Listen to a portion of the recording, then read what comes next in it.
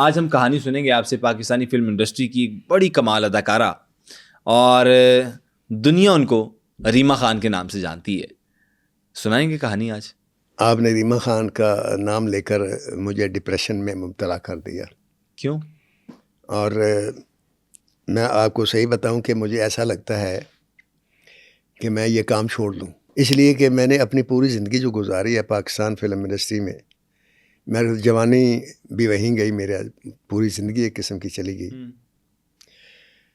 تو میں نے 63 ڈائریکٹر کے ساتھ کام کیا، اور پروڈیوسروں کی تعداد کا تو پتہ نہیں ہے. 414 فلمیں میری ریلیز ہوئیں. تو آپ سوچ سکتے ہیں کہ کتنے لوگ میرے ساتھ انوالو ہوئے ہوں گے. بالکل بالکل. میں نے پوری زندگی میں میری زبان سے اور میرے عمل سے اور میرے ہاتھوں سے کسی انسان کو نقصان نہیں پہنچا. بڑی بات. لیکن ریما کو میری وجہ سے جو تکلیف پہنچی، جو نقصان پہنچا، یہ میری پوری زندگی کی جو ہے نا ریکارڈ جو ہے وہ ختم ہو گیا. کیا نقصان پہنچا؟ آپ کو یاد ہوگا کہ کسی پروگرام میں آپ کے ہی میں نے ایک بات کی تھی. تو میں نے یہ بتایا تھا کہ یونس ملک صاحب نے کہا کیا ہیروئن کی تلاش میں چلتے ہیں. جی بالکل بتایا تھا. ٹھیک ہے، ہم گئے تھے. میں زندگی میں پہلی بار ہیرا منڈی گیا تھا. مجھے نہیں پتا تھا ہیرا منڈی کیا ہوتی، پہلی تو یہ بات ہے، کیونکہ کبھی گیا ہی نہیں تھا. ٹھیک ہے. تو یونس ملک صاحب نے کہا وہاں جانا ہے. ہاں. مجھے یہ بھی نہیں اتنا مجھے پتا تھا کہ شاہی مسجد کے ساتھ شاہی محلہ ہے. ٹھیک ہے. تو ہم گئے. تو چونکہ رات کا ٹائم تھا تو ایک کوٹھی میں چلے گئے. مجھے نہیں پتا تھا کہ کوٹھی کس کی ہے کیا نہیں. تو وہاں ریما سے ملاقات ہوئی. صحیح ہے. اور ان کی والدہ سے ملاقات ہوئی. صحیح ہے. تو انہوں نے جب ہم دیکھنے کے بعد اٹھ کے آ گئے تو میرے سے اس نے پوچھا کہ آپ کو کیسی لگی. میں نے کہا جی مجھے نہیں اچھی لگی. ٹھیک ہے. کہنے لگی کیوں؟ میں نے کہا یہ پتہ نہیں کیوں، بس مجھے اس نے سلام کیا ہے. تو جو اس نے سلام کیا ہے سلام کے مطابق اس کی آنکھوں میں وہ بات نہیں تھی. ٹھیک ہے. تو کہنے لگا یار مجھے بھی ایسا ہی لگا ہے، آگے چلتے ہیں. آگے چلے گئے. آگے پھر ہم نادرا کے پاس گئے اور نیلی کے پاس گئے. وہ ہم ان کے آفس میں گئے، وہاں باقاعدہ ان کا ہوتا. اس بات کو تقریباً 40 سال ہو گئے. 40 سال سے بھی زیادہ عرصہ ہو گیا، بلکہ 50 سال ہو گیا.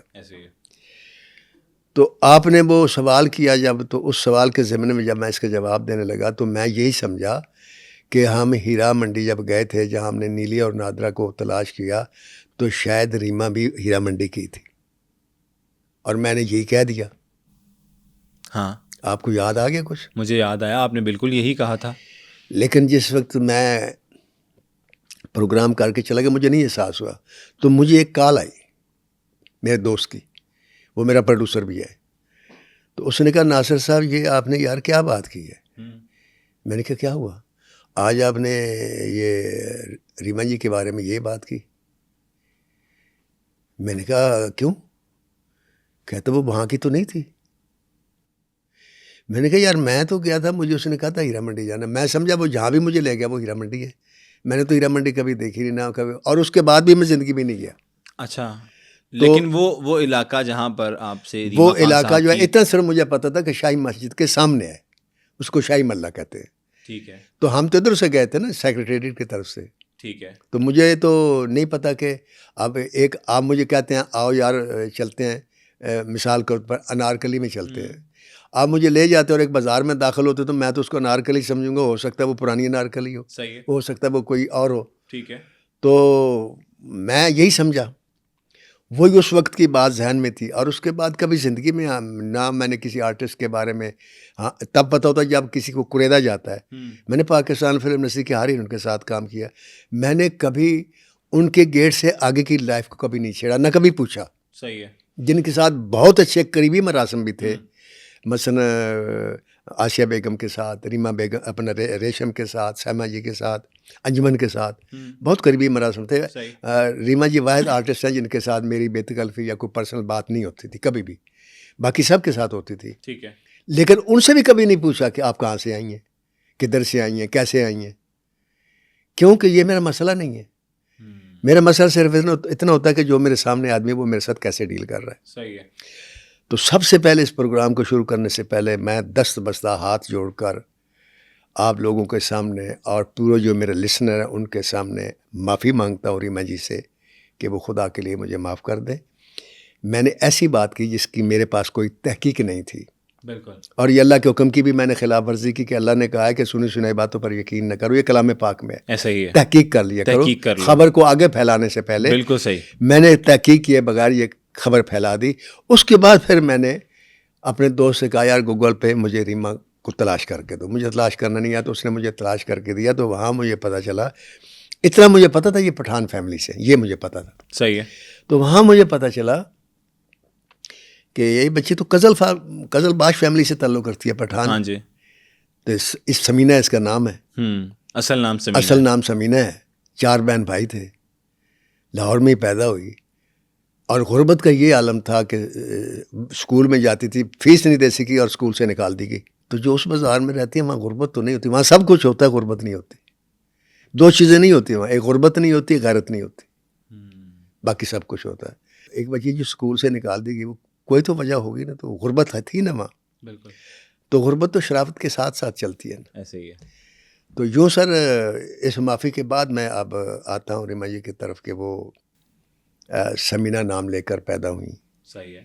اور قزل باش فیملی سے تعلق رکھتی تھی. اور قزل باش فیملی جو ہے نواب مظفر علی قزل باش وہاں سے شروع ہوتی ہے. یہ بہت بڑی فیملی, یہ قبیلہ ایک پٹھانوں کا میرے خیال میں, جیسے گوندل ہوتے ہیں, برک ہوتے ہیں, بڑیچ ہوتے ہیں, جٹ ہوتے ہیں, ارائی ہوتے ہیں. تو یہ بہت بڑا قبیلہ ہے اور معزز قبیلوں میں سے ایک قبیلہ ہے. صحیح ہو گیا. اس قبیلے میں پیدا ہو کر اسکول سے تعلیم حاصل کی, لیکن اسکول سے نکال دی گئی. اس کے بعد پھر صاحب ظاہر ہے کہیں سے پیسے کیے ہوں گے کیونکہ ریما پڑھی لکھی خاتون ہے جی, اور انگلش بھی بہت اچھی بولتی ہے. اب تو خیر وہ چونکہ 10-12 سال سے ہاں جی, وہ امریکہ میں رہ رہی ہیں تو نیشنل ہے اور بھی وہ ہاں اور بھی اچھی ہوگی. لیکن یہ کہ پڑھی لکھی تھیں اور پاکستان فلم انڈسٹری میں میں نے اور یونس ملک نے شاید سب سے پہلے اس لڑکی کو ریجیکٹ کیا تھا. صحیح. کہ یہ ہیروئن نہیں بن سکتی, یہ ہیروئن ہے ہی نہیں. اچھا. یہ میرے اور یونس ملک کا یہ ڈیسیژن تھا کہ یہ ہیروئن ہے ہی نہیں, نہ بن سکتی ہے. اب اس کا جواب اللہ نے دیا کہ عزتیں اور ذلتیں, مقام, مرتبے سب کچھ میرے پاس ہے, آپ لوگوں کے پاس نہیں ہے. بے شک اللہ کی ذات کے پاس ہے. پھر قسمت میں ایک چائلڈ سٹار کے طور پر اس نے کام کیا. وہ قسمت جی تھی وہ اقبال کشمیری صاحب کی فلم تھی, چودھری اجمل پروڈیوسر تھے, سپر ہٹ فلم تھی. صحیح ہے.